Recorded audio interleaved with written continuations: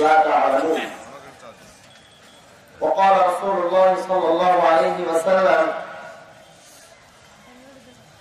من يعش منكم بعدي فسيرى اختلافا كثيرا فعليكم بسنتي وسنة الخلفاء الراشدين المهديين أو كما قال عليه الصلاة والتسليم.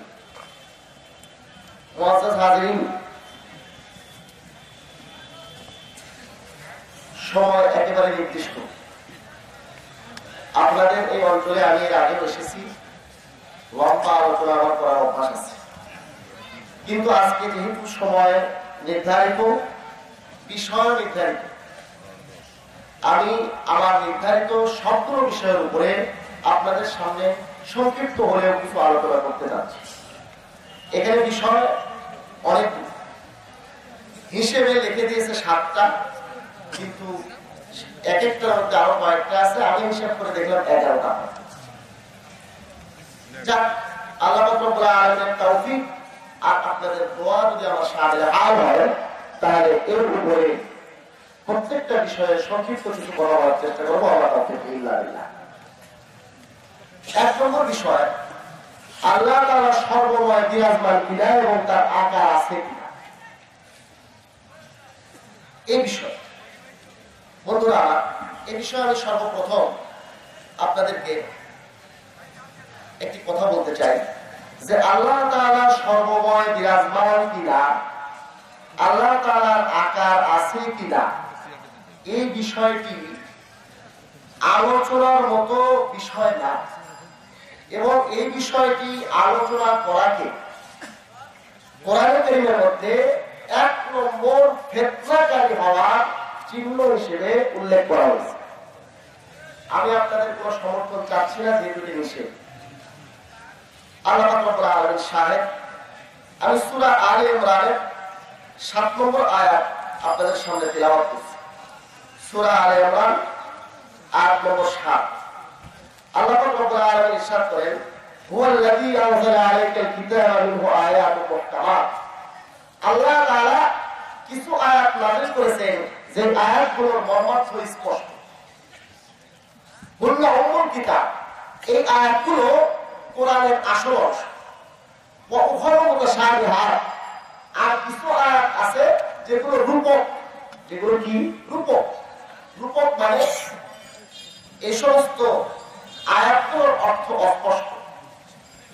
ফাআম্মাল্লাযীনা fee কুলূবিহিম যায়গুন, যাদের অন্তরের মধ্যে বক্রতা রয়েছে, ফায়াত্তাবিউনা মা তাশাবাহা মিনহু, তারা কোরআনের এই অস্পষ্ট রূপক আয়াতগুলোর পেছনে থাকে, এর পেছনে পড়ে। তাদের উদ্দেশ্য হয় কি? ইবতিগাআল ফিতনা, ফিতনা তালাশ করার জন্য, মানুষের মধ্যে বিভ্রান্তি ছড়ানোর জন্য তারা এই সমস্ত আয়াতগুলোর অনুসরণ করে। বন্ধুরা, এবারে আমি আপনাদেরকে এই বিষয়ে রাসূল করিম সাল্লাল্লাহু আলাইহি ওয়াসাল্লামের হাদিস দেখাবো। প্রসিদ্ধ হাদিসের কিতাব মিশকাত শরীফ আমার সঙ্গে আছে, বুখারী মুসলিম উভয় জায়গার হাদিস, যেহেতু কাজে আমি এক কিতাব থেকে দেখিয়ে দিছি। মিশকাত শরীফ খণ্ড নম্বর 1 পৃষ্ঠা নম্বর 28, এটা হলো মিশকাত শরীফ মেন কিতাব, মুত্তাফাক আলাইহি হাদিস। এজন্য আমি বুখারী মুসলিম 2 কিতাব খোলার পরিবর্তে এক কিতাব মিশকাত শরীফ খুলছি।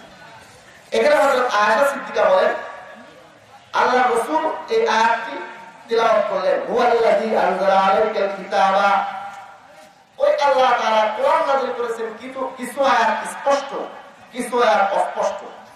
এরপরে বুখারী শরীফে আছে ফায়দা রাওয়াইতি, মুসলিম শরীফে আছে রাআইতু আল্লাযীনা ইয়াত্তাকুনা মা তাশাবাহা মিনহু।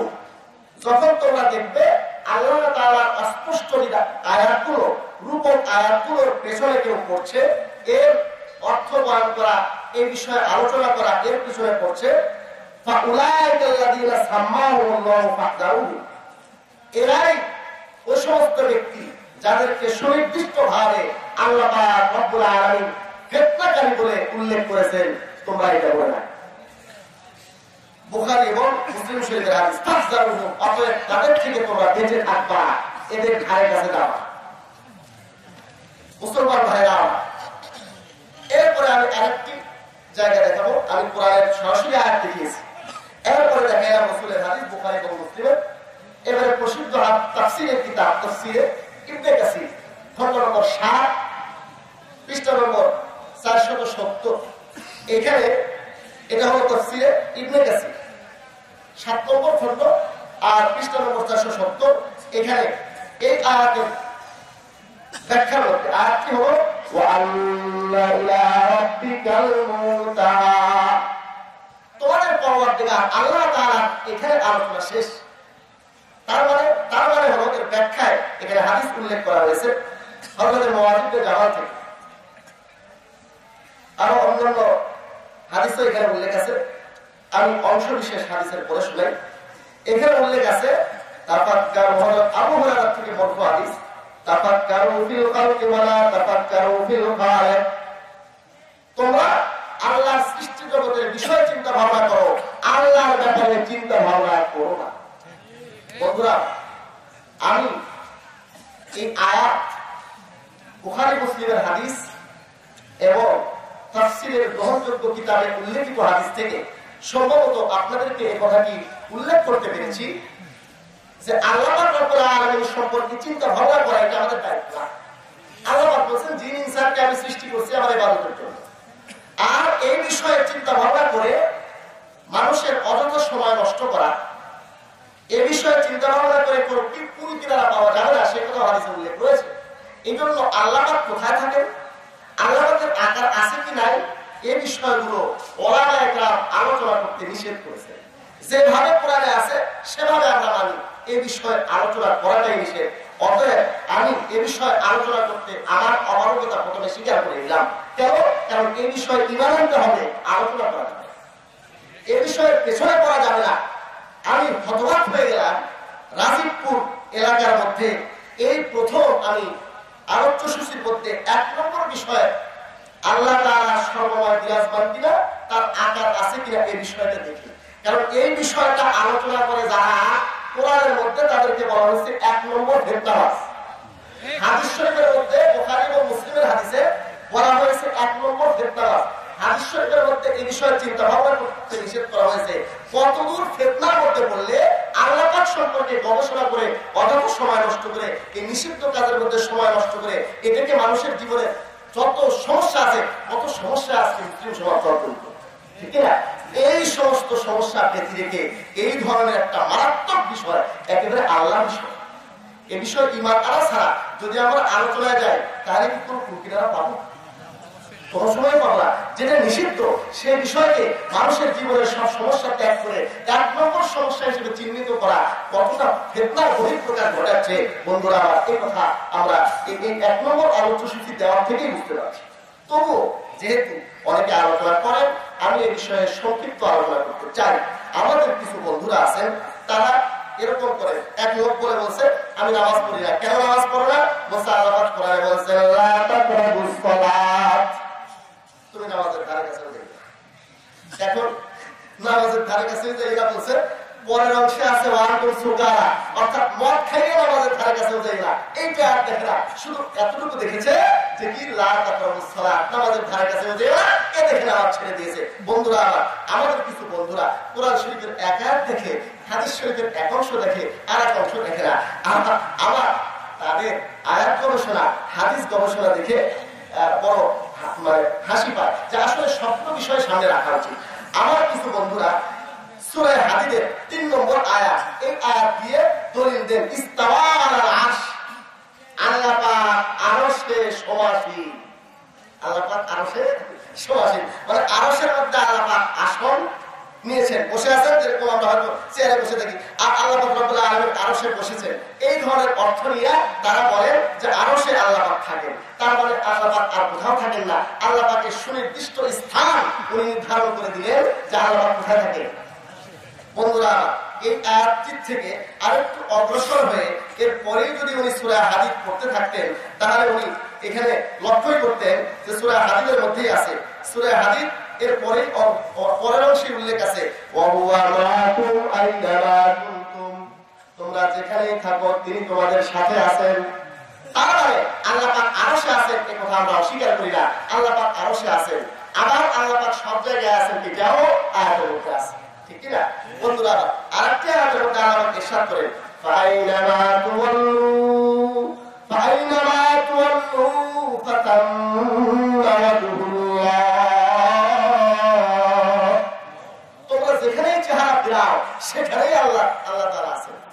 তবে একটা কথা মনে রাখতে হবে, আল্লাহ পাক রব্বুল আলামিন লা তামাক্কানু ফি মাকান, কোন সময়ের সাথে নির্ধারিত না। আল্লাহ পাক রব্বুল আলামিন কোন স্থানের সাথে নির্ধারিত না। কিন্তু এখানে আল্লাহ পাক নাই, আপনি বলতে পারবেন? কারণ আল্লাহ পাক নিজেই বলেছেন ওয়া মাআকুম আইনামা কুনতুম, তোমরা যেখানে থাকো সেখানে আল্লাহ আছেন। ফাইনামা তুওয়াল্লু ফাতাম্মা ওয়াজহুল্লাহ, তোমরা যেদিকে চেহারা ফেরাও আল্লাহ পাক সেখানে আছেন। আল্লাহ পাক নিজে যেখানে বলছেন সেখানে আছেন। তাহলে আমরা যদি বলি আল্লাহ পাক এখানে নাই, এটা বলা ঠিক হবে না। আল্লাহ পাক আরশে আছেন, আল্লাহ পাক এখানেও আছেন, আল্লাহ পাক আমরা যেখানে যাই সেখানেই আছেন। আল্লাহ পাক কোরআনেই বলেছেন মা ইয়াকুলু মিন নাজওয়া সালাসাতিন ইল্লা হুয়া রাবিউহুম ওয়া লা খামসাতিন ইল্লা হুয়া সাদিসুহুম, কোন তিনজন ব্যক্তি এক জায়গায় থাকলে চতুর্থ ব্যক্তি আল্লাহ পাক থাকেন, কোন পাঁচজন ব্যক্তি এক জায়গায় থাকলে ষষ্ঠ ব্যক্তি আল্লাহ পাক থাকেন। আর কি করে বোঝা যাবে আল্লাহ পাক সব জায়গায় থাকেন? তবে হ্যাঁ, এই কথা ঠিক, আল্লাহ পাক আরশে আছেন এইটাও ঠিক, কিন্তু আরশ আমরা দেখেছি? আরশ আমরা দেখি নাই, কুরসি দেখি নাই। আল্লাহ পাক রব্বুল আলামিন আরশ ও কুরসির ব্যাপারে খোদ কোরআনের সূরাতুল বাকারা 255 নম্বর আয়াতে বলে ওয়াসিয়া কুরসিয়ুহুস সামাওয়াতি ওয়াল আরদ, আল্লাহ পাকের কুরসি আসমান জমিনকে ব্যাপৃত করে রেখেছে।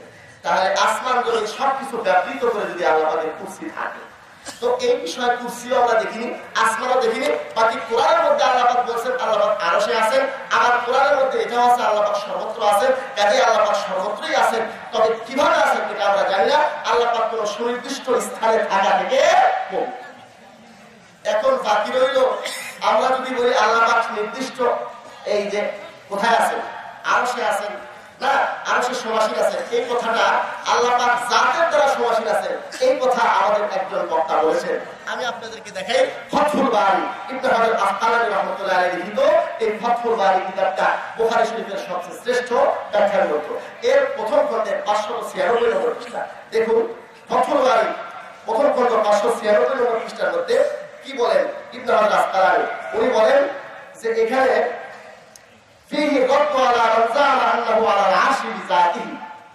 আল্লাহ পাক নিজের সত্তা সহ জাত সহ আরশে থাকেন, এই কথাটা ভুল, এটা ঠিক না। আল্লাহ পাক জাত সহ যদি আরশে থাকে, বন্ধুরা বলুন তো এই জিনিসটা যদি আমি এখানে রাখতে চাই তাহলে এই টেবিলটা এই জিনিস থেকে বড় হতে পারে কিনা? ছোট হলে সেটা কি থাকবে না।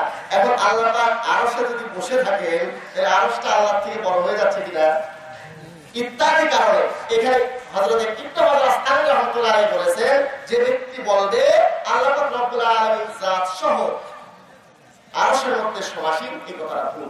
আচ্ছা, যারা আরশের মধ্যে সমাসীন বলছেন তারাও যে কোনো কুল কিনারায় নাই, এই কথাটা আমি আপনাদেরকে একটু তাদের বক্তব্য থেকে দেখিয়ে দিই। আমাদের কিছু বন্ধুরা বলেন আল্লাহ পাক রব্বুল আলামিন আরশের সমাসীন, কিন্তু তাদের মধ্যে এ নিয়ে এত বিরোধ যে তারা নিজেরাই পরস্পরের মধ্যে এ নিয়ে বিরোধের মধ্যে জড়িয়ে পড়েছেন এমন ভাবে যে এর কোনো কুল কিনারা নাই। দেখুন না, আল্লাহ পাক রব্বুল আলামিন আরশে আছেন, ওনারা বলেন যে আরশে সমাসীন আল্লাহ তাআলা, কিন্তু আরশে সমাসীন নিয়ে ওনাদের মধ্যে এত বিরোধ যে দেখুন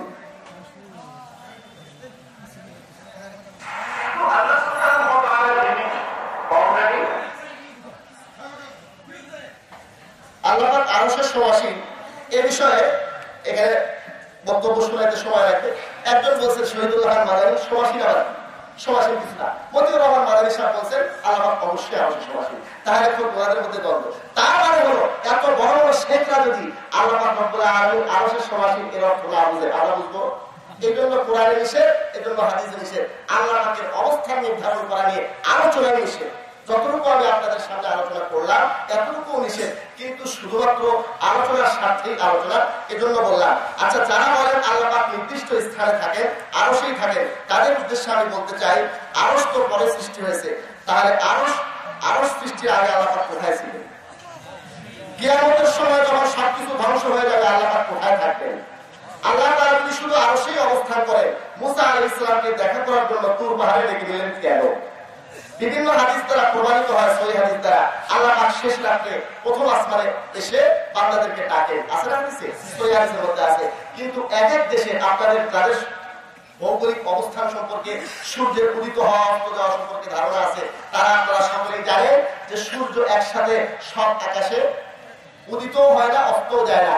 এক সময় এখন শেষ রাত্রে এখানে শেষ রাত, আর সময় আর জায়গায় শেষ রাত, তো শেষ রাত তো হতেই থাকে 20-22 ঘন্টা পর্যন্ত শেষ রাত বিভিন্ন দেশে। তাই আল্লাহ পাক এক সময় এখানে যান, এক সময় ওখানে যান, এক সময় ওখানে যান, এরকম নেমে আসেন। যার আল্লাহ পাক রব্বুল আলামিন সুনির্দিষ্ট একটা স্থানে থাকেন, আরশে থাকেন, এই ধরনের বলা ঠিক হবে না। তাহলে আল্লাহ পাক যে বলছেন আল্লাহ পাক রব্বুল আলামিন আরশে আছেন, এটা কি অর্থ?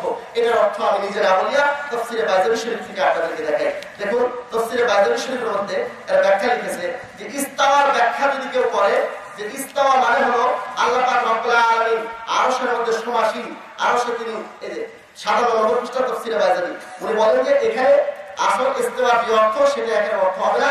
ইস্তেওয়ার অর্থ হলো কর্তৃত্বশীল হওয়া। কি হওয়া? যেরকম বলা হয় অমুকে গদিতে আছে, একটা সরকারের কথা বলা হলো অমুকে গদিতে আছে, তার মানে তিনি সবসময় কি গদিতে বসে থাকেন? আসল উদ্দেশ্য হলো কর্তৃত্বশীল হওয়া, ঠিক না? তো আল্লাহ পাক আরশের উপরে কর্তৃত্বশীল, এইটা অর্থ। আল্লাহ পাক সুনির্দিষ্ট একটা স্থানে থাকেন, এইটা অর্থ। এক দ্বিতীয় একটা এই আলোচনারই 1 নম্বর পয়েন্টের আরেকটা অংশ আছে, আল্লাহ তাআলার আকার আছে। আল্লাহ তাআলার আকার সম্পর্কে, আল্লাহ তাআলার আকার সম্পর্কে ধারণা, এটা হচ্ছে ইহুদিবাদের ধারণা। আমি দুটো প্রবন্ধ নিয়ে এসেছি, আপনাদের গণ্যমান্য ব্যক্তিদের জন্য আমি নিয়ে এসেছি, আমি দিব ইনশাআল্লাহ। এই দুই বিষয়ে আমার দুটো প্রবন্ধ লেখা আছে। আমি এই ব্যাপারে আপনাদেরকে কোরআন কারীমের একটি আয়াত উল্লেখ করছি। আল্লাহ পাক কোরআন কারীমের মধ্যে বলেন লাইসা কামিসলিহি শাইউন, লাইসা কামিসলিহি শাইউন, আল্লাহ পাক রব্বুল আলামিনের মতো কিছু নাই। এখন যদি আমরা বলি যে আল্লাহ পাক কোরআনের মধ্যে হাত শব্দ ব্যবহার করছেন, আল্লাহ পাক কোরআনের মধ্যে ব্যবহার করছেন চেহারা শব্দ, আল্লাহ পাক রব্বুল আলামিন এই কোরআনের মধ্যে আল্লাহ পাক রব্বুল আলামিনের জন্য আরো অঙ্গ প্রত্যঙ্গের কিছু নামের কথা উল্লেখ আছে। এইগুলো আল্লাহ পাক রব্বুল আলামিন কি বুঝাইছেন? বন্ধুরা আমার এই ব্যাপারে শাহ ওয়ালিউল্লাহ মুহাদ্দিস দেহলভী রাহমাতুল্লাহ আলাইহি, আমি নিজে কথা বলতে ভয় পাই যে স্পর্শকাতর বিষয়, এই বিষয়ে আলোচনা নিষেধ। এজন্য শাহ ওয়ালিউল্লাহ মুহাদ্দিস দেহলভী রাহমাতুল্লাহ আলাইহি এখানে দেখুন আল-ফাউজুল কারীম এর 48 নম্বর পৃষ্ঠা থেকে আমি আপনাদেরকে বলছি। তিনি বলেন যে আসলে আল্লাহ তাআলা সম্পর্কে বান্দাদের কিছুটা হলে ধারণা থাকতে হবে। এই ধারণাটা আনার জন্য আল্লাহ পাক প্রথমে একটা মূলনীতি নির্ধারণ করে দিয়েছেন, লাইসা কামিসলিহি শাইউন, আল্লাহ পাক রব্বুল আলামিনের মতো কিছু নাই। কাজে অন্যান্য জিনিসের যদি আকার থাকে, আমাদের হাতের আকার আছে, ঠিক না? আমাদের পায়ের আকার আছে, আমাদের চেহারার আকার আছে। আমরা যদি বলি আল্লাহ তাআলার জন্য যে চেহারা ব্যবহার করা হয়েছে, আল্লাহ তাআলার জন্য যে হাত শব্দ ব্যবহার করা হয়েছে, আল্লাহ পাক রব্বুল আলামিনের জন্য যে পা শব্দ ব্যবহার করা হয়েছে কোরআন হাদিসের মধ্যে, এটা আসলে আকার বোঝায়। তাহলে আমরা হব কি আল্লাহ পাক রব্বুল আলামিনের কোরআনের এই আয়াত অস্বীকার। এখন কথা হলো যে আচ্ছা তাহলে আমরা যে দেখি যে এই সমস্ত শব্দগুলো কোরআনের মধ্যে ব্যবহার আছে, হাদিসের মধ্যে ব্যবহার আছে, এর কি অর্থ? এই ব্যাপারে শাহ ওয়ালিউল্লাহ মুহাদ্দিস দেহলভী রাহমাতুল্লাহ আলাইহি বলেন যে বান্দার কিছু ধারণা আল্লাহ সম্পর্কে হওয়া উচিত। এই কারণে বান্দা যে সমস্ত শব্দ বুঝবে তাদের সাথে মিল রাখিয়া, ফাকার আমি হিকমাতিল্লাহি তাআলা আমি ইফতারা শাইআন মিনাস সিফাতিল বাশারিয়াতিল কামিলা আল্লাতী ইয়ারিফুহা। এজন্য বান্দার সিফাতের সাথে গুণের সাথে মিল রাখিয়া কিছু শব্দ ব্যবহার করছেন, এগুলোকে বলে সিফাতে মুতাশাবিহা। আল্লাহর সব সিফত মুতাশাবিহ, বান্দার সিফতের সাথে সাদৃশ্যপূর্ণ, কিন্তু বান্দার মতো ধারণা করা যাবে না। আল্লাহ পাক শুধু বুঝানোর জন্য যেন আল্লাহ পাক সম্পর্কে কিছু ধারণা আছে এবং বান্দা যেন তাদের উপরে তাদের মধ্যে যে সমস্ত শব্দ ব্যবহার হয়, এই সমস্ত শব্দ ব্যবহার করলে যেন বান্দায় বুঝে। কারণ আল্লাহ পাকের যেসব জিনিস আছে, আল্লাহ পাকের এই গুণগুলো যদি ওই শব্দে ব্যবহার করা হয় তাহলে কি আমরা বুঝবো? এই জন্য আমাদের বোঝার স্বার্থে এরকম কিছু শব্দ ব্যবহার করছে, যে শব্দগুলো আমরা আমাদের মধ্যে থাকলে গুণ বুঝি। যেরকম হাত থাকলে মানুষ গুণ বুঝে, পা থাকলে গুণ বুঝে, চেহারা থাকলে গুণ বুঝে, এই শব্দ গুণবাচক কিছু শব্দ আল্লাহ ব্যবহার করেছেন। কিন্তু হাসা বা কাল্লা এগুলোর দ্বারা প্রকৃত এই অর্থ উদ্দেশ্য না। শাহ ওয়ালিউল্লাহ মুহাদ্দিস দেহলভী রাহমাতুল্লাহ আলাইহি এই ব্যাপারে ইবনে আসকালানী রাহমাতুল্লাহ আলাইহি কথা বলতে পারেন হুজ্জাতুল্লাহ বালিগার মধ্যে, যে ইবনে আসকালানী রাহমাতুল্লাহ আলাইহি এই বিষয়ে বলছেন যে এই অর্থগুলো, এর অর্থ কি?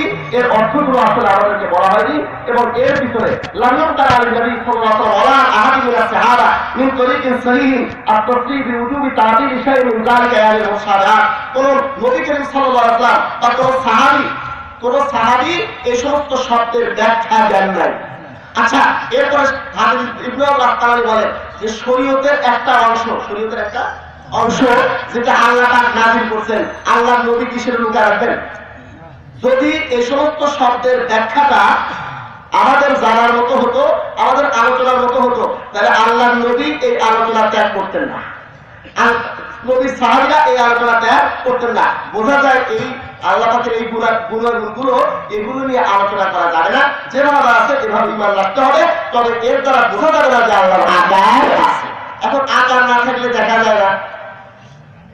হযরত মাওলানা মুফতি আব্দুর রহমান সাহেব বলছেন আলো আকার আছে, কোরআনে বলা হয়েছে আল্লাহু নূরুস সামাওয়াতি ওয়াল আরদ। আলো আকার ছাড়া আমরা দেখি না, আলো আকার ছাড়াই দেখি। তারপরে বাতাস আকার ছাড়াই দেখি। এমন আমার আপনার কাপড় নড়ছে, একটা গাছের পাতা নড়ছে, এটা তো আর বাতাস না, বাতাসের আকার আছে, দেখা যায়। এরকম রোদের কি আকার আছে? আল্লাহ পাক রব্বুল আলামিন বলছেন যে কি আল্লাহু নূরুস সামাওয়াতি ওয়াল আরদ। আল্লাহ পাককে বলা হয়েছে নূর, তো নূরের কোনো আকার হয় না, আল্লাহ পাক রব্বুল আলামিনের কোনো আকার নাই। আমাদের এই সকল বন্ধুরা যে নাসিরউদ্দিন আলবানীকে খুব বেশি মানেন, উনি তার সহিহ আদাবুল মুফরাদের মধ্যে সহিহ আদাবুল মুফরাদ 375 নম্বর, এটা হলো প্রথম খণ্ড সহিহ আদাবুল মুফরাদ, তার 375 নম্বর পৃষ্ঠাতে এখানে বাবু বাকিস সালাম ইমাম বুখারীর লেখা এই কিতাবের ব্যাখ্যাতে উনি উল্লেখ করেছেন আল্লাহর আকার আছে বলে যারা বিশ্বাস করে তারা সালফে সালেহিনদের পদ্ধতির উপরে নাই। এবং উনি তার মৌসুয়া কিতাবের মৌসুয়াতুল আলবানী প্রথম খণ্ডের 343 নম্বর পৃষ্ঠাতে এখানে উনি উল্লেখ করছেন। তারপরে মুক্তাসরুল উলুম কিতাবের মধ্যে উনি উল্লেখ করছেন শেখ নাসিরউদ্দিন আলবানী যে আল্লাহ পাক রব্বুল আলামিনের আকার নাই। বন্ধুরা, একটা বিষয় আলোচনা হলো, এখন দ্বিতীয় বিষয় হচ্ছে মাযহাব মানে কি। আমার বন্ধু শেখ মুখলেসুর রহমান সাহেব মাযহাব মেনে নিয়েছে। উনি বলছেন আমরা এই 5 গ্রুপ মিলে খাই ভাই, মাযহাব আমিও আর মাযহাব যেহেতু উনি মেনে নিয়েছেন, কাজে এ নিয়ে কথা লম্বা না করাই ভালো। তারপরে আমি বলি 12টা 10 মিনিট পর্যন্ত আমার সময় কি করতে পারবো জানি না। মাযহাব বিষয়টা কি? এই বিষয়টা আসলে কালঘর পাকিয়ে বলা হয় যে মাযহাব মানে এই সেই। আচ্ছা, আমরা যারা এখানে আছি, আমরা কি সরাসরি কোরআন হাদিস থেকে মাসলা বের করতে পারবো?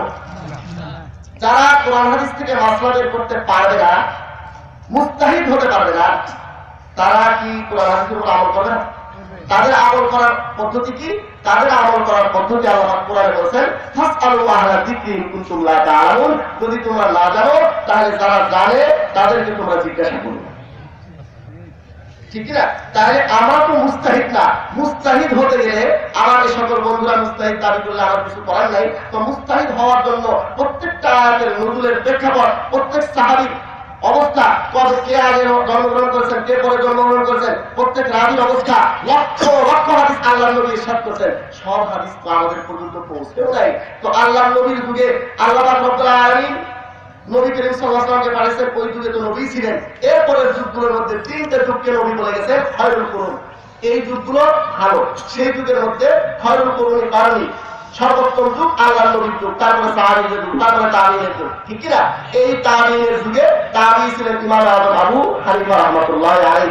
তো এই যুগের মধ্যে যে সমস্ত মাসলা মাসাইল কোরআন হাদিস থেকে গবেষণা করে আমাদের জন্য আমলের উপযুক্ত করে দিয়েছেন, কোরআন হাদিস থেকে গবেষণা করে, তো এইটাকে আমরা ফিকহ হানাফি বলে থাকি। তো এই ফিকহ হানাফি খায়রুল কুরুনে যে যুগগুলোতে রাসূলুল্লাহ সাল্লাল্লাহু আলাইহি ওয়াসাল্লাম বলেছেন এটা খায়রুল কুরুন, সর্বোত্তম যুগ, সেই যুগেই এই মাসলাগুলো হাদিস থেকে গবেষণা করে নির্ধারণ করে রাখা হয়েছে। বন্ধুরা, উনি ওই যুগের মানুষ ছিলেন, সরাসরি সাহাবীদের থেকে শিখছেন এবং জলিলুল কদর তাবিঈদের থেকে শিখছেন। অতএব তার এই যে এলেমটা ছিল এটা পিওর এলেম ছিল। এখন এই যে মাযহাবটা মানবো আমরা, মাযহাব ইমামে আযম আবু হানিফা রাহমাতুল্লাহ, মাযহাব তো ওনারাও মেনে নিয়েছেন। তাই কোরআনের এই আয়াত থেকে বোঝা গেল যারা জানে না যারা জানে তাদেরকে জিজ্ঞাসা করবে। ঠিক কিনা? যে এখন আমরা যখন জানি না, যে জানে তাকে জিজ্ঞাসা করে আমল করবো। এই জিজ্ঞাসা করে আমল করবে। যারা জানে না, যারা জানে তাদেরকে জিজ্ঞাসা করে আমল করার নাম হলো মাযহাব করা। বলুন তো, এখানে শেখ মুখলেসুর রহমান সাহেব বয়ান করলেন, শেখ আবুল কাসেম সাহেব বয়ান করলেন, ওনাদের অন্য লোকেরা উনি বলছেন আহলে হাদিস হওয়ার অর্থ হলো আমরা এই মুহাদ্দিসিনদেরকে মানি। তাহলে ওনারা কি মুহাদ্দিসিনদের মাযহাব মানতেছেন? উনি নিজেও স্বীকার করছেন। তাহলে উনি নিজে স্বীকার করলেন, হাদিসের ক্ষেত্রেও মানেন, মাসলার ক্ষেত্রেও মানেন। আর যারা ইমামদেরকে মানে, ওই মুহাদ্দিসদেরকে মানে, তারা নাকি আহলে হাদিস। উনি নিজে স্বীকার করছেন। আহলে হাদিস মানে যারা হাদিস জানে তারা না, যারা মুহাদ্দিসদেরকে মানে তারা হলো আহলে হাদিস। তো বন্ধুরা আমার, আমি বলছিলাম যে যারা জানে না তারা যারা জানে তাদেরকে জিজ্ঞাসা করিয়া আমল করে, এটা হলো মাযহাব মানা।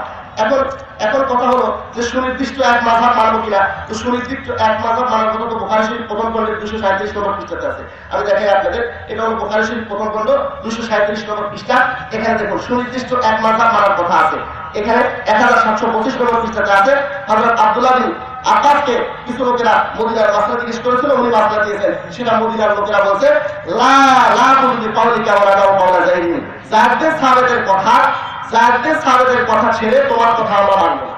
বন্ধুরা আসুন, বুখারী শরীফ, তাহলে মদিনাবাসীরা একত যাদের সাহাবাদকে মানতেন। বুখারী শরীফ দ্বিতীয় খণ্ড, এই দ্বিতীয় খণ্ড 997 নম্বর পৃষ্ঠা। দেখুন বুখারী শরীফ দ্বিতীয় খণ্ড 997 নম্বর পৃষ্ঠার মধ্যে ইমাম বুখারী রাহমাতুল্লাহ আলাইহি একটি হাদিস উল্লেখ করেছেন। এখানে উল্লেখ আছে এক মাযহাব মানার কথা। সব এই যে 6479 নম্বর হাদিস, এখানে হযরত আবু মুসা আশআরী আব্দুল্লাহ বিন মাসউদের একত মাযহাবকে মানার কথা বলেছেন। তাই বুখারী শরীফের হাদিস থেকে প্রমাণ হলো সর্ববিষয়ে এক মাযহাব মানার কথা। এখন মাযহাব না মানলে কি কবরে জিজ্ঞাসা করবে? কবরে জিজ্ঞাসা করবে মানে মাযহাব না মানলে কবরে ফেরেশতারা লোহার হাড়ি দিয়া দেখান। আপনারা কিছু বলেন না, আমি তো নিষেধ করতেছি। দেখুন বুখারী শরীফ প্রথম খণ্ড 184 নম্বর পৃষ্ঠা। বুখারী শরীফ প্রথম খণ্ড 184 নম্বর পৃষ্ঠাতে এখানে দেখুন, যারা কবরে প্রশ্নের উত্তর দিতে পারবে না তাদেরকে বলা হবে ফায়ুকালু লা দারাইতা ওয়া লা তারাইতা, তুমি নিজেও জ্ঞান অর্জন করনি, মুস্তাহিদ হওনি, ওয়ালা তারাইতা, আর অন্যকে অনুসরণ করবে। তাহলে অনুসরণ করা, অনুসরণ যদি না করে তখন কি করবে? ওয়ায়ুযরাবু বিমাতারিকা মিন হাদীদ, লোহার হাতুড়ি দিয়া পেটানো হবে। বন্ধুরা আবার আসুন, এখন কথা হচ্ছে যে আমাদের এই সকল বন্ধুরা বলছেন যে মাযহাব মানা, এটা এক মাযহাব মানবো, মাযহাব মানা কি জরুরি? আমি এখন ওনারা যে এখানে 8 বছর নাকি পড়ে এসেছেন, আরো অনেক বছর পড়ছেন, আমরা তো অত বছর পড়তে পারিনি। আমি সর্বোচ্চ দারুণ পর্যন্ত পড়ছি, হ্যাঁ, তারপরে মুখের ভাই অনেক কিছু করছেন, উনি বলছেন। তো উনি যে এলাকাতে পড়েছেন সেই এলাকার সব শায়েখরা যাকে মানেন তিনি হচ্ছেন শেখ মোহাম্মদ বিন আব্দুল ওয়াহাব। মোহাম্মদ বিন আব্দুল ওয়াহাব নাজদীর একটা কিতাব আছে আল-কুরানুস সানিয়া ফিল আজমিনাতিন নাজদিয়া। এই কিতাবটা 227 নম্বর পৃষ্ঠা। সৌদি সব শায়েখরা ওনাকে মানেন। এই কিতাবে, ওনার কিতাবে আল-কুরানুস সানিয়া ফিল আজমিনাতিন নাজদিয়া 227 নম্বর পৃষ্ঠাতে আছে ওয়ানাহনু আইদান ফিল ফুরুই আলা মাযহাবি ইমাম আহমদ ইবনে হাম্বল, যে আমরা মাসলা মাসাইলের ক্ষেত্রে আহমদ ইবনে হাম্বলকে মেনে চলি। ওয়ালা মুনকিরু আলা মান কাল্লামা আহাদা আইম্মাতিল আরবা, আকসার ইমামের যে কোনো এক ইমামকে যারা মানে তাদেরকে আমরা অস্বীকার করি না। আলা কাল্লামা আহাদাল আইম্মাতিল আরবাতি দুনা গায়রিহিম, তবে এই 4 জন বাদ দিয়া অন্য কাউকে মানা যাবে না, ওনারা নিজেরাই লিখছে। তারপরে বলছেন বাল নুজবিরুহুম আলা তাকলিদি আহাদিল আইম্মাতিল আরবা, 4 ইমামের যে কোনো এক ইমামকে মানার জন্য আমরা তাদেরকে বাধ্য করব, যারা অন্য কাউকে মানে। 4 ইমামের একজনকে মানতে হবে, এই কথাটা নির্দিষ্ট। আমার এই বন্ধুটি বলেছেন যে 4 মাযহাবের উপরে ইজমা হয়েছে, কথাটা কি ঠিক না। শাহওয়ালিল্লাহ মুহতাসিব রাহমাতুল্লাহ আলাইহি হুজ্জাতুল্লাহ বালিগা, এই হুজ্জাতুল্লাহ বালিগা শাহওয়ালিল্লাহকে ওনারা মানেন। প্রফেসর আসাদুল্লাহ গালিব সাহেব উনি বলছেন যে শাহওয়ালিল্লাহ মুহতাসিব রাহমাতুল্লাহ আলাইহি অত্যন্ত আমাদের খুব মান্যবর ছিলেন। এখানে 154 নম্বর পৃষ্ঠাতে হুজ্জাতুল্লাহ বালিগার মধ্যে উল্লেখ আছে 4 মাযহাবের যে কোনো এক মাযহাবকে মানার উপরে, 4 মাযহাবের উপরে ইজমা হয়ে গেছে, এই উম্মতের ইজমা হয়ে গেছে। হুজ্জাতুল্লাহ বালিগা 154 পৃষ্ঠা।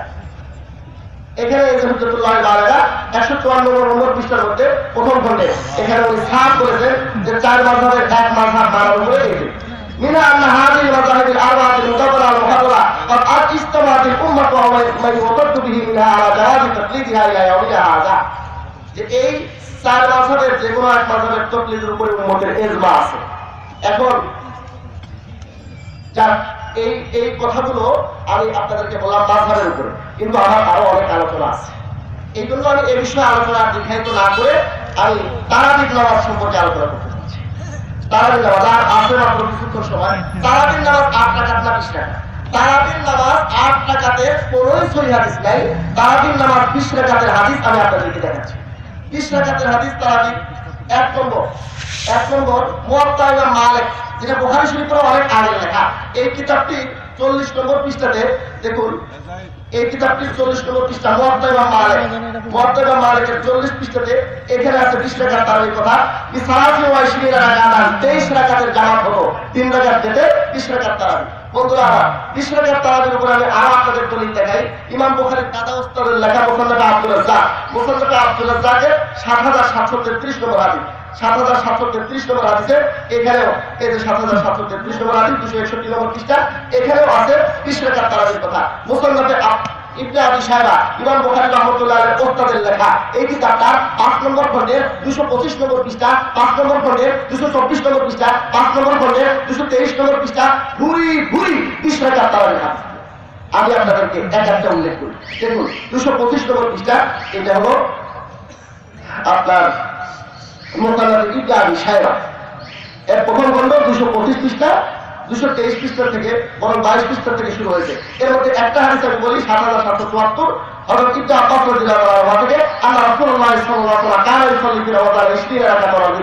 রাসূলুল্লাহ সাল্লাল্লাহু আলাইহি ওয়া সাল্লাম 20 রাকাত তারাবির নামাজের ভেতরে নামাজ পড়তেন। বন্ধুরা, এরপরে সুনানুল কুবরাল বায়ানির দ্বিতীয় খণ্ডের 493 নম্বর পৃষ্ঠাতে তিনটি হাদিস সাহাবী রাদিয়াল্লাহু আনহু থেকে আছে 20 রাকাত তারাবির হাদিস। বন্ধুরা, এখন একটা কিতাব আমি দেখাচ্ছি, হাফিজ ইবনে আসকালানির সিদ্ধান্ত নিয়ে।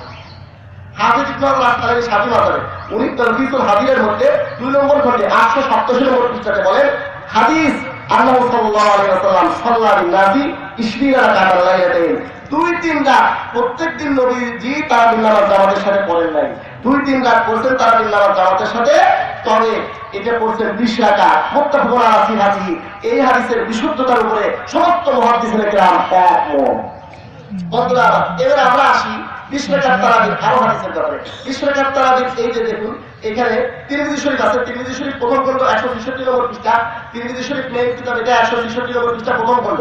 এখানে দেখুন উনি ইমাম তিরমিজি রাহমাতুল্লাহ আলাইহি 20 রাকাত তারাবির কথা উল্লেখ করেছেন।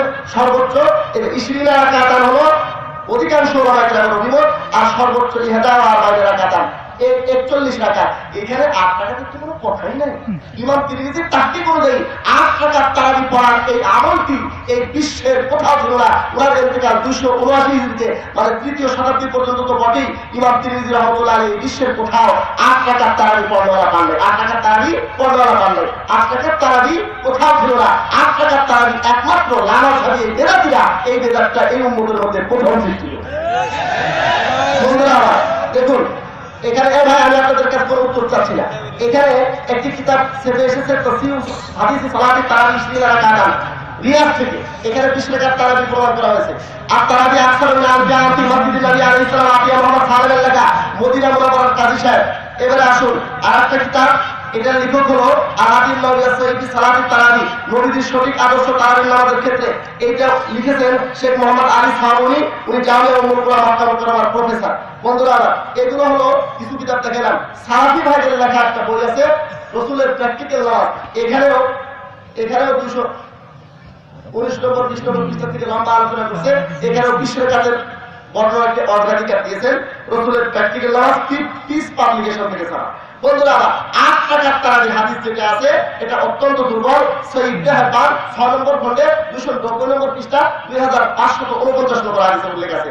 এই হাদিসটা আমি আপনাদেরকে দেখাই। এখানে দুই জন রাবী দুর্বল আছে, ইয়াকুবের কুম্মি, ঈসা ইবনে জারিয়া। ইয়াকুবের কুম্মি, ঈসা ইবনে জারিয়া। ঈসা ইবনে জারিয়া এত দুর্বল, ঈসা ইবনে জারিয়াকে পেতে রেখে 8 রাকাত তারাবি কোনো পাগল কথা প্রমাণ করতে পারে না। আর এই ঈসা ইবনে জারিয়া হলো অত্যন্ত দুর্বল, অত্যন্ত দুর্বল, অত্যন্ত দুর্বল, অত্যন্ত দুর্বল। কিয়ামতের সুরে সাবেক পর্যন্ত ঈসা ইবনে জারিয়াকে কেউ মজবুত প্রমাণ করতে পারে। এছাড়া 8 রাকাত তারাবির কোনো হাদিস নাই। আমি আপনাদের কাছে সমর্থন চাচ্ছি না। বন্ধুরা, এবারে আসুন বেতরের নামাজ। বেতরের নামাজের রাকাত সংখ্যা। বেতরের নামাজের রাকাত সংখ্যার ব্যাপারে 3 রাকাত বেতরের কথা বুখারী শরীফ প্রথম খণ্ড 154 পৃষ্ঠা, মুসলিম শরীফ প্রথম খণ্ড 261 পৃষ্ঠা, নাসাঈ শরীফ প্রথম খণ্ড 248 নম্বর পৃষ্ঠাতে আছে। এটা দেখুন, এটা হলো 154 নম্বর পৃষ্ঠা বুখারী শরীফ প্রথম খণ্ড 154 নম্বর পৃষ্ঠা। এখানে দেখুন তারাবির নামাজের কথা আছে। তাহলে আমরা বলছি তাহাজ্জুদের নামাজের কথা, এরপরে শেষে সুন্নাহ সাল্লি সালাতের 3 রাকাত বেতনের কথা আছে। মুসলিম শরীফ প্রথম খণ্ড 261 নম্বর পৃষ্ঠা, মুসলিম প্রথম খণ্ড যাও লাইভ করেছি 261 নম্বর পৃষ্ঠা, হযরত ইবনে আব্বাস রাদিয়াল্লাহু তাআলা আনহু থেকে বর্ণিত আছে। হযরত ইবনে আব্বাস রাদিয়াল্লাহু তাআলা আনহু বলেন এই যে ওয়াতারা সুন্নাহ তাআলা সালাতে, এরপর 3 রাকাত বেতন করতেন। বন্ধুরা 3 রাকাত বেতনের কোন রাকাতে কোন সূরা তাও নির্ধারণ আছে। 248 নম্বর পৃষ্ঠা নাসাই শরীফ প্রথম খণ্ড, এখানে আমাদের উবাই ইবনে কাব বলেন প্রথম রাকাতে সাব্বিহ ইসমা রাব্বিকাল আলা, দ্বিতীয় রাকাতে সূরা কাফিরুন, তৃতীয় রাকাতে কুল হুয়াল্লাহু আহাদ করতেন। আচ্ছা, আমাদের কিছু বন্ধুরা বলেন 1 রাকাত বেতন হবে।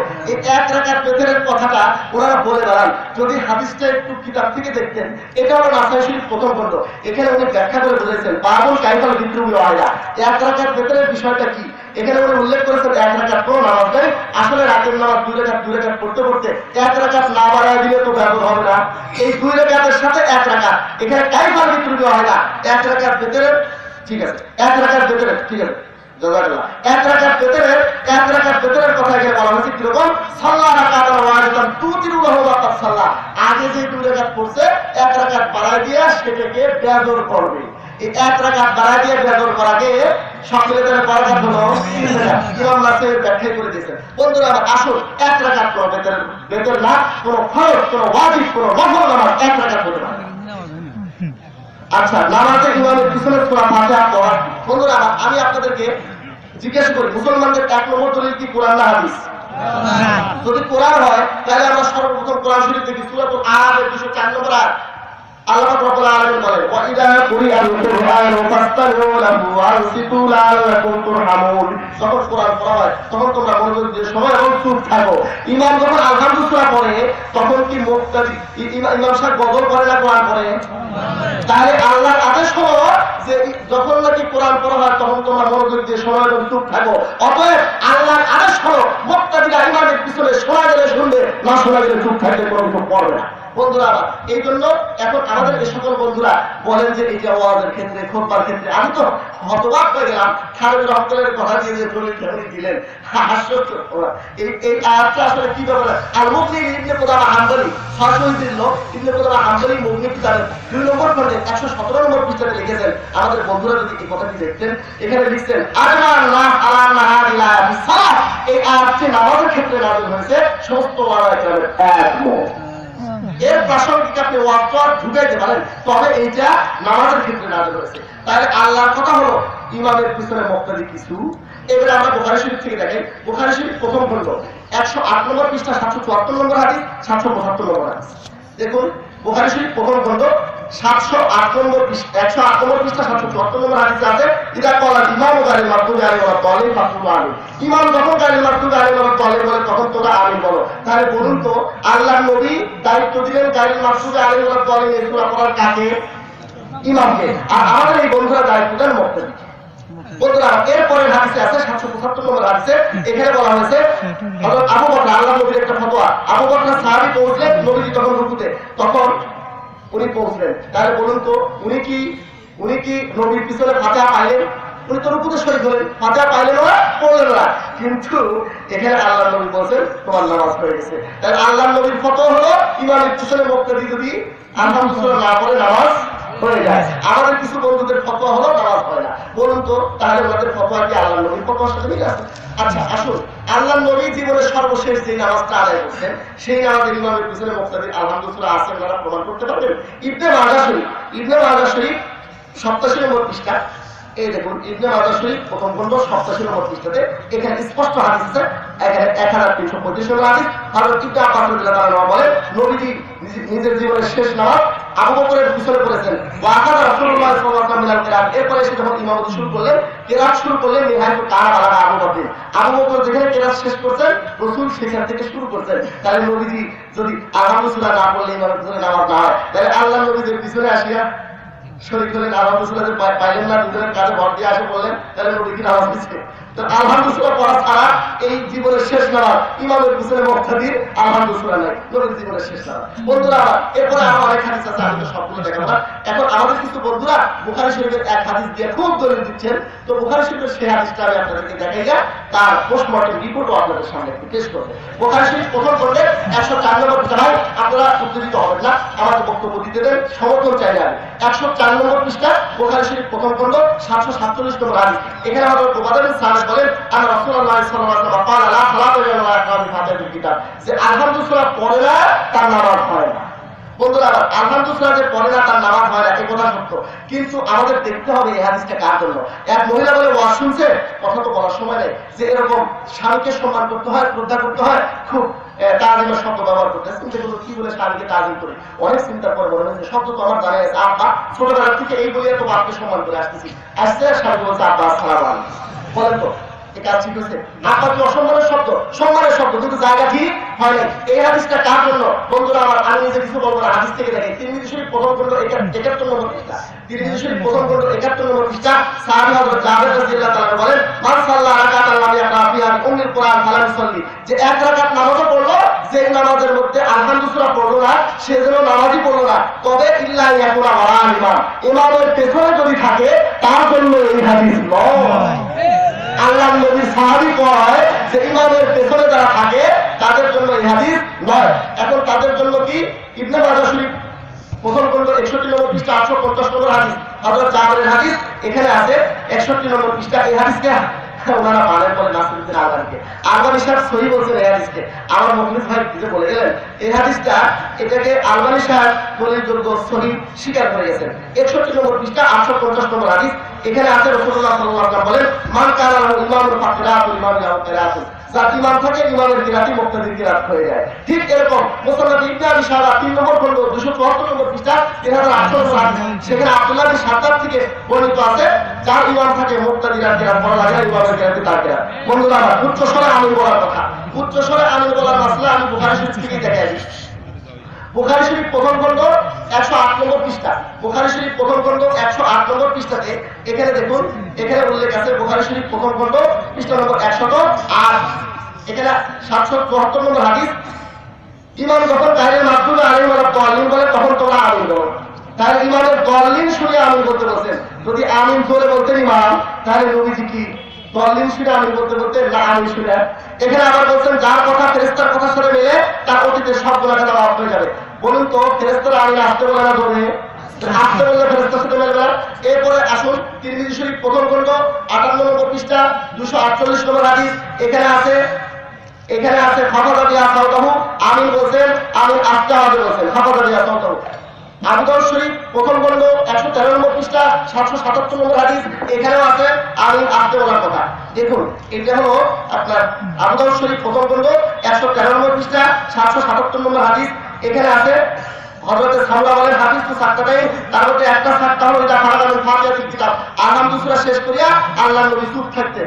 বন্ধুরা মুসনাদুল ইমাম আহমদ ইবনে হাম্বল এই কিতাবটা 52 খণ্ডে শেষ হয়েছে, এর 31 নম্বর খণ্ডের 147 নম্বর পৃষ্ঠা 18854 নম্বর হাদিসে আছে ওয়াইল ইবনে হুজর বলেন রাসূলুল্লাহ সাল্লাল্লাহু আলাইহি ওয়াসাল্লাম গারিল মাকতুব আলাইহি ওয়া সাল্লাম বলে আমি বলছেন আস্তা দিয়া ফটো আস্তা জানি। এরপরে জোরে আমিন বলার স্পষ্ট কোনো সহি হাদিস নাই, এজন্য নাসিরুদ্দিন আলবানী স্বীকার করছেন। দেখুন সিলসিলাতুল আহাদিস সহিহা এর প্রথম খণ্ডের 834 নম্বর পৃষ্ঠায় নাসিরুদ্দিন আলবানী রিয়াদ থেকে ছাপাইটা এখানে স্বীকার করতেন ওয়াম্মা জামুল মুক্তাদির তামিল ওয়াল ইমাম, মুক্তাদিরা ইমামের পিছনে যে চিল্লাইয়া আমিন বলে ফালা নারু ফি হাদিসাল মারফুআন সহিহান, এই ব্যাপারে নবীজির কোনো স্পষ্ট সহি হাদিস আমার জানা নাই, মারফু কোনো সহি হাদিস আমার জানা নাই। ফাতাল্লাহ যালিকা আলা আন্নাল ইসলাম বিল মুতামিনা ওয়া সুন্নাহ, এজন্য নাসিরুদ্দিন আরব বিষয়ে বলেন লিখক নাসিরুদ্দিন আলবানী বলেন আস্তে আমিন বলা তাই দলিলের দ্বারা প্রমাণ হয় এই করলো। নামাজে রফুল আদায়ের হুকুম কি? নামাজে রফুল আদায় এই যে হাত তুলবেন এই ব্যাপারে হুকুম কি? বন্ধুরা আমি এই ব্যাপারে প্রথমে বুখারী শরীফ থেকে প্রথম খণ্ড 114 নম্বর পৃষ্ঠা, বুখারী শরীফ প্রথম খণ্ড 114 নম্বর পৃষ্ঠা 820 নম্বর হাদিস, কোরআনেরও দলিল আছে আমিনের ব্যাপারেও হাত তোলার ব্যাপারে। কোরআনের দলিলটা আমি বললাম না, যেহেতু বুঝাতে সময় লাগবে। এটা দেখুন বুখারী শরীফ প্রথম খণ্ড, বুখারী শরীফ 114 নম্বর পৃষ্ঠা 820 নম্বর হাদিস। আবু হুরায়রা সাহাবী বলেন, আনা কুনতু আহফাযাকুম লিসালাতি রাসূলিল্লাহ সাল্লাল্লাহু আলাইহি ওয়াসাল্লাম, নবীর নামাজ আমার বেশি মুখস্থ আছে।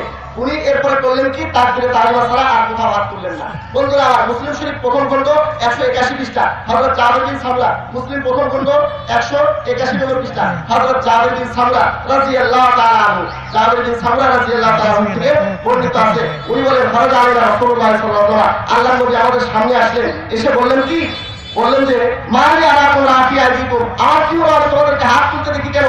কান্না আপনার ওখানে শুনছেন, এগুলোর জন্য দুষ্ট ঘুরালে উৎপন্ন বিস্তরা নামাজের মধ্যে স্থির হয়ে যায়।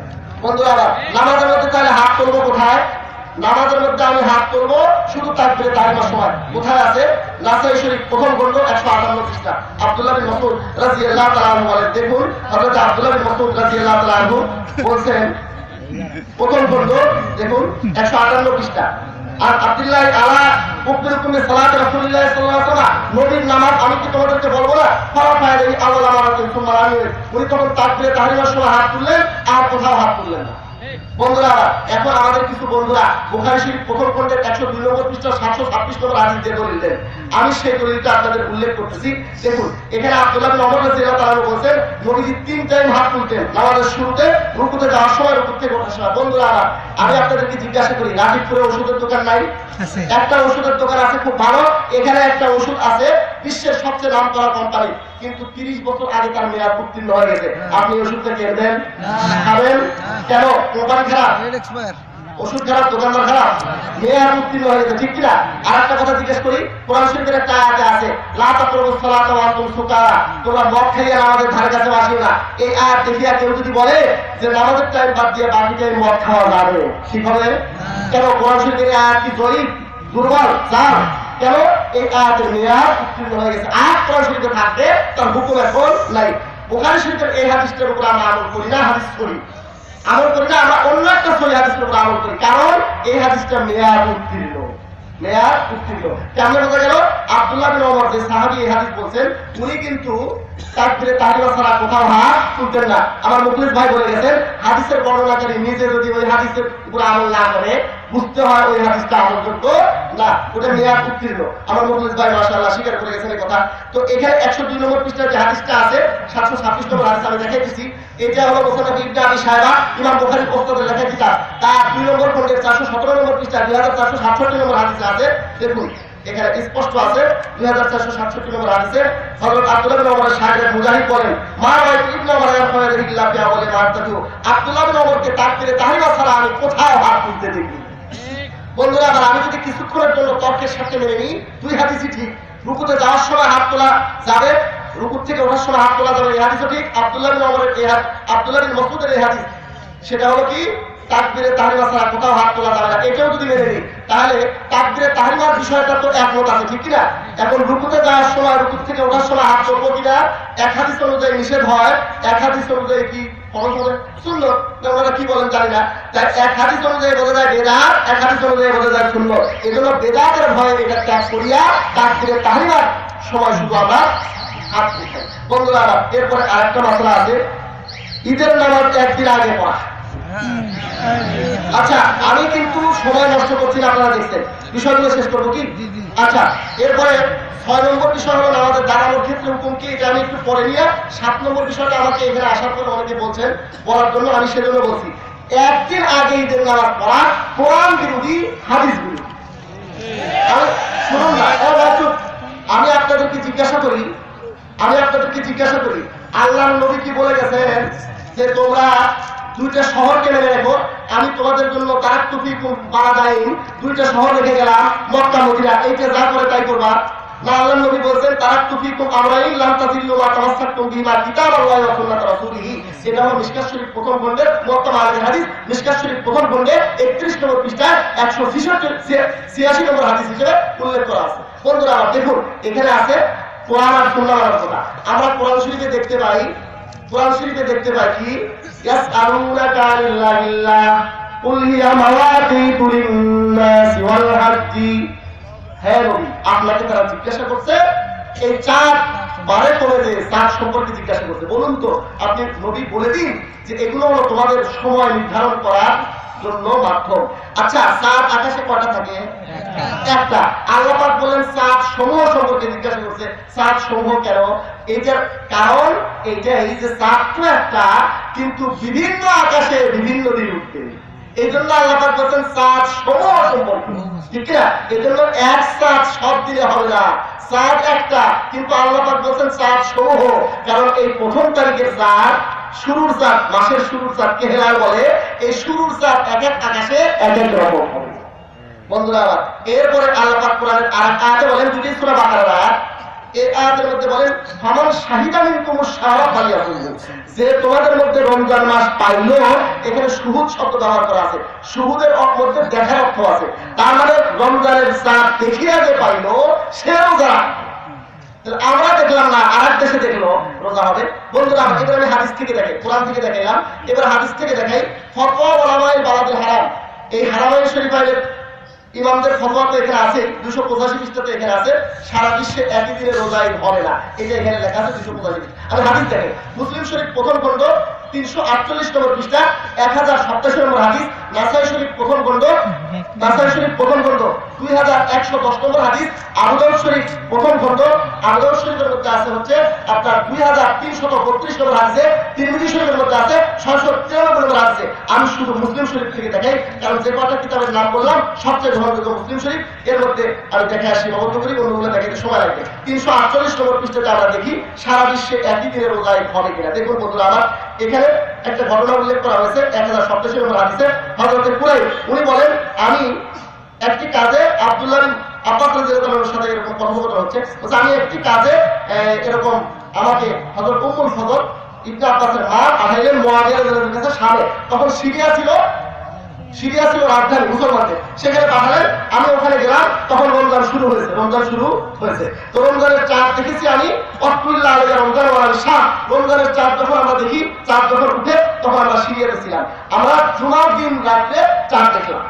এরপরে মদিনায় আসলাম মাসের শেষে, আব্দুল্লাহ বিন আব্বাসের সাথে কথাবার্তা বলতে তখন আব্দুল্লাহ বিন আব্বাস জিজ্ঞেস করলেন, চাঁদ কবে দেখেছো তোমরা? তখন আমরা বললাম যে আমি হযরত মুয়াবিয়া সিরিয়ার সব লোকজন চাঁদ দেখেছি জুমার দিন রাত। উনি বললেন লাকিন্না রাআইনাহু লাইলাতাস সাbt, কিন্তু আমরা দেখেছি শনিবার রাত। ফালা নাযালু নাসুম, এজন্য আমরা রোজা রাখতেই থাকবো, হাত্তা উতামিলা সালাতিনা আও নারাহু, 30 রোজা হবে, নাহলে সচক্ষে চাঁদ দেখবো, এর আগে আমরা রোজা করবো, ছাড়বো না। হাকুল তো আল্লাহ তাকবি বিরুয়াতি মুয়াবিয়া আসিয়ানি, আমি জিজ্ঞাসা করলাম হযরত মুয়াবিয়া উনি আমিরুল মুমিনিন, উনি দেখলেন আর ওই এলাকার সব লোকজন দেখলো, রোজা রাখলো, এটার উপরে যথেষ্ট করবেন না? উনি বলেন লা হাকাযা আমারা রাসূলুল্লাহ সাল্লাল্লাহু আলাইহি ওয়াসাল্লাম, আল্লাহর নবী আমাদেরকে এভাবেই শিখিয়েছেন। কাজেই তারিখের বেশ কম হয় এমন কোন এলাকাতে ওই আরেক এলাকার চাঁদ দেখা গ্রহণযোগ্য হবে না, এটা কোরআন হাদিস বলে।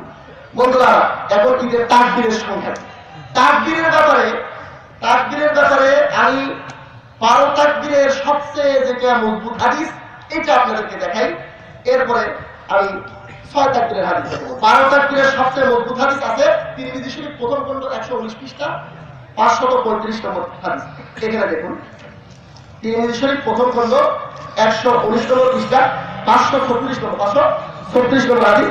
দেখুন এখানে কাসির ইবনে আব্দুল্লাহ রাদিয়াল্লাহু জাতিহির সনদে উল্লেখ আছে, রাসূলুল্লাহ সাল্লাল্লাহু আলাইহি ওয়াসাল্লাম তাকবীর দিয়েছেন প্রথম রাকাতে 7টা কেরাতের পূর্বে, দ্বিতীয় রাকাতে 5টা কেরাতের পূর্বে। বন্ধুরা এটাকে ইমাম তিরমিজি বলছেন, ইমাম বুখারীও বলছেন আহসান শাইইন রুইয়াতি আযাবা, 12 তাকবীরের সবচেয়ে উত্তম হাদিস। বন্ধুরা এই 12 তাকবীরের সবচেয়ে উত্তম হাদিসটা এবার আমি আপনাদেরকে হালত দেখাই।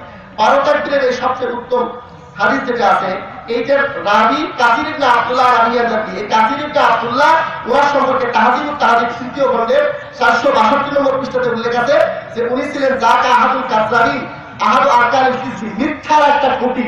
তাহলে 12 তাকবীরের সবচেয়ে উত্তম হাদিসটার বর্ণনাকারী মিথ্যার একটা খুঁটি ছিল। ইমাম শাফিঈ রাহমাতুল্লাহ বলেন এই কথা।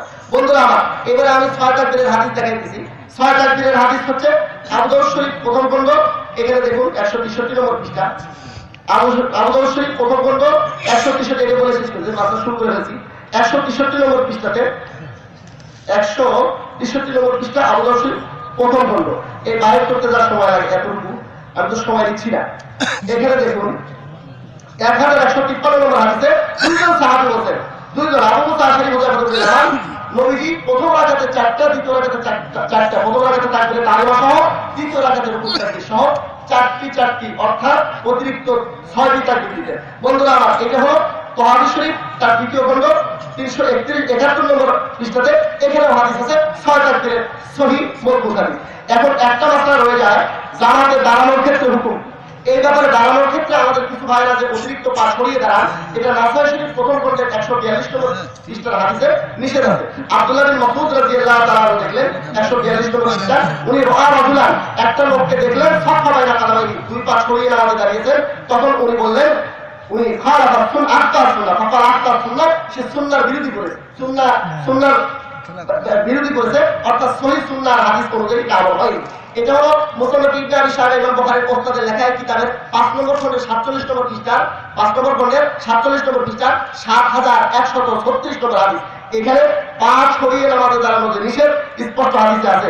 অনেক পারা হাদিসে আব্দুল্লাহ ওয়াইল আব্দুর রহমান قال كنت مع ابي في المسجد, আমি মসজিদে আমার পিতার সঙ্গে ছিলাম। ফরআ রাজুলান ইসাল্লি সাফান বাইনা কাদামাইহি, উনি দেখলেন একটা লোক 5 ছড়িয়ে নামাজ পড়ছে। ফাকাল হাজি ইহদাহু আবিল উখরা, দুই পাশে কাছে করে দাও। লাকাদ রাআইতু ফি হাদাল মসজিদি সামানিয়াতা আশারা মিন আসহাবি নবী সাল্লাল্লাহু আলাইহি ওয়া সাল্লাম, আল্লাহর নবীর 18 জন সাহাবীকে আমি এই মসজিদে দেখেছি। মা রাআইতু আহাদান মিনহুম ফাআলা হাযা আমি 18 জন সাহাবীর মধ্যে কাউকে এই ধরনের পা ছড়িয়ে নামাজ পড়তে দেখিনি। বন্ধুরা, এখন বুখারী শরীফের একটা হাদিস আছে 100 নম্বর পৃষ্ঠাতে 716 নম্বর হাদিস।